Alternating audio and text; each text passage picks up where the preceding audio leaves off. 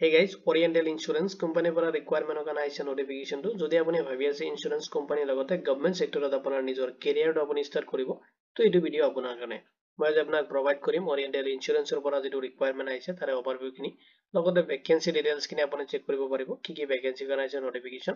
লগতে vacancy খিনি apply কৰোতে কি eligibility criteria আপুনি follow কৰিব লাগিব কেতিয়াৰ পৰা apply start হ'ব কেতিয়ালৈকে last আপুনি apply কৰিব পাৰিব selection process কেনেকুৱা হ'ব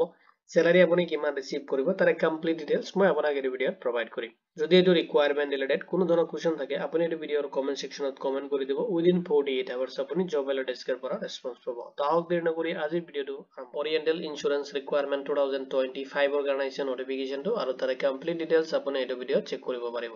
এতিয়া চাই লওক যেটো requirement আহিছে requirement overview খিনি Organization Oriental Insurance Company Limited ৰ পৰা আহিছে notification টো আৰু post name টো দি আছে আপুনি apply কৰিব পাৰিব Administrative Officer poster কাৰণে total vacancies দি আছে 300 poster কাৰণে আপুনি apply কৰিব পাৰিব category যেটো হয় এটো আপোনাৰ government job হ'ব আৰু application যেটো mode হয় মানে apply যেটো mode আপুনি অনলাইনত কৰিব লাগিব কেনেকৈ আপুনি অনলাইনত apply কৰিব এইখিনি details আপুনি লাষ্টত চেক কৰিব পাৰিব job location টো আপোনাৰ all India হ'ব আপোনাৰ job location টো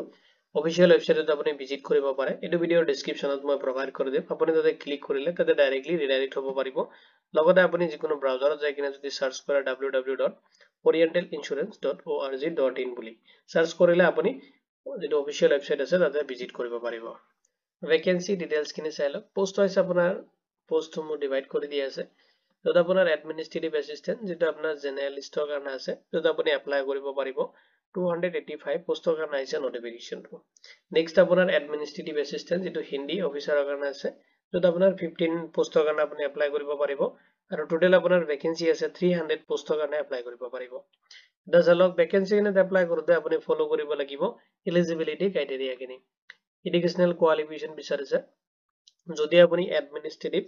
অফিচাৰৰ কাৰণে apply কৰে যদি আপোনাৰ জেনেৰেলিষ্টৰ কাৰণে যেটো পোষ্ট আছে তাতে আপোনাৰ গ্ৰেজুৱেচন কৰা বিচাৰিছে যদি আপুনি গ্ৰেজুৱেচন কৰিছে যিকোনো ডিসিপ্লিনৰ পৰা হ'ব পাৰে লগত আপুনি যিকোনো ৰেকগনাইজ ইউনিভাৰ্চিটিৰ পৰা কৰা হ'ব লাগিব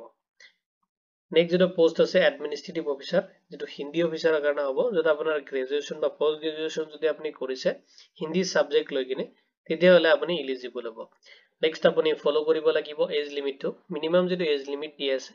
21 years হলে আপুনি এপ্লাই কাৰণে এলিজিবল হ'ব আৰু ম্যাক্সিমাম আপুনি 30 years লৈ কিনে এপ্লাই কৰিব পাৰিব যেটো আপাৰ এজ অৰ এজ ৰিলেক্সেশন কিনি এপ্লিকেবল হ'ব as per the government যেটো rules আছে এটো হিচাপত তো যেটো salary and pay scale দি আছে আপুনি যেটো basic pay দি আছে 50,925 per month আপুনি ৰিসিভ কৰিব লগতে total amount and gross amount কিনি আপোনাৰ লগতে আদাৰ যিখিনি allowances কিনি আছে হেখিনি এড হৈ কিনে প্ৰায় আপুনি 85,000 আপুনি per month ৰিসিভ কৰিব salary selection process kini চাই লওক যেটো selection process আছে কেটা স্টেপত আপোনাৰ selection হ'ব ফাৰ্স্ট যেটো ট্ৰায়াল হয় আপুনি preliminary exam attempt কৰিব লাগিব নেক্সট আপোনাৰ মেইন exam attempt কৰিব লাগিব নেক্সট আপুনি ইন্টাৰভিউ attempt কৰিব লাগিব তিনটা স্টেপত আপোনাৰ যেটো selection হয় হেখিনি কমপ্লিট হ'ব ইম্পৰ্টেন্ট ডেট খিনি চাই লওক ইভেন্ট ওয়াইজ আপোনাৰ ডেট খিনি ডিভাইড কৰি দিয়া আছে যেটো শৰ্ট নোটিফিকেশন ৰিলিজ হৈছে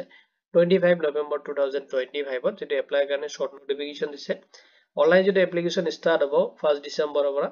আৰু আপোনাৰ অনলাইন যেটো এপ্লিকেশনৰ ইনডেট দিয়া আছে 15 ডিসেম্বৰ লৈকে আপুনি লাষ্ট এপ্লাই কৰিব পাৰিব কেনেকৈ আপুনি এপ্লাই কৰিব এপ্লাই প্ৰসেছত ফাৰ্স্টত আপুনি ভিজিট কৰিব লাগিব অফিচিয়েল ওয়েবসাইটত যেটো লিংক মই আপোনাক এই ভিডিওৰ ডেসক্ৰিপচনত প্ৰভাইড কৰি দিম নেক্সট আপুনি ক্লিক কৰিব যেটো ৰিকোয়াৰমেন্ট আৰু কেৰিয়াৰ সেকশন আছে তাতে ভিজিট কৰিব লাগিব আপুনি সিলেক্ট কৰিব লেটেষ্ট যেটো ৰিকোয়াৰমেন্ট আহিছে এডমিনিষ্ট্ৰেটিভ অফিচাৰ পোষ্টৰ কাৰণে যেটো 2025 কাৰণে আহিছে নোটিফিকেশনটো তাতে আপুনি চাব এপ্লাই অনলাইন বাটনটো দি আছে তাতে ক্লিক কৰি কিনে আপুনি ফাৰ্স্টত ৰেজিষ্ট্ৰেচন কৰিব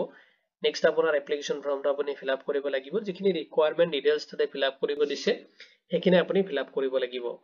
লগতে আপুনি আপলোড কৰিব লাগিব যেটো ৰিকোয়াৰমেন্ট ডকুমেন্টছ খিনি দি আছে হেখিনি আপলোড কৰি দিব নেক্সট আপুনি ক্যাটাগৰি যেটো এপ্লিকেশন ফি আছে হেখিনি পেমেন্ট কৰি কিনে আপোনাৰ এপ্লিকেশন ফৰ্মটো সাবমিট কৰি দিব এজ এ ফিউচাৰ ৰেফাৰেন্সৰ কাৰণে আপোনাৰ যেটো এপ্লিকেশন একনলেজমেন্ট ৰিসিপ্ট লগতে আপোনাৰ যদি পেমেন্ট কৰিছে পেমেন্ট ৰিসিপ্টটো আপুনি প্ৰিন্ট আউট ৰাখিব ইম্পৰ্টেন্ট যিখিনি লিংক আছে মই আপোনাক এই ভিডিওৰ ডেসক্ৰিপচনত প্ৰভাইড কৰি দিম লগতে আপুনি যদি 1 ডিসেম্বৰৰ পিছত আপুনি ভিডিওটো চাই আছে এই ভিডিওৰ ডেসক্ৰিপচন চেক কৰিব পাৰিব যদি আগত আছে তো মই লিংক এক্টিভ হোৱাৰ লগে লগে মই এই ভিডিওৰ ডেসক্ৰিপচনত অনলাইন এপ্লাইৰ যেটো লিংক আছে মই এটো প্ৰভাইড কৰি দিম আপুনি এতে চেক কৰিব পাৰিব যদি আপুনি ইন্টাৰেস্টেড হয় প্ৰিলিমিনাৰী এক্সামৰ কাৰণে আপুনি ষ্টাডি ষ্টাৰ্ট কৰি দিয়ক আৰু যদি এটো ৰিকোয়াৰমেন্ট ৰিলেটেড কোনো ধৰণৰ কোৱেশ্চন থাকে আপুনি এটো ভিডিওৰ কমেন্ট সেকশনত কমেন্ট কৰি দিব ভিডিওটো চোৱাৰ বাবে ধন্যবাদ দি কিনে আজিৰ ভিডিও মই ইমানতে সামৰিছো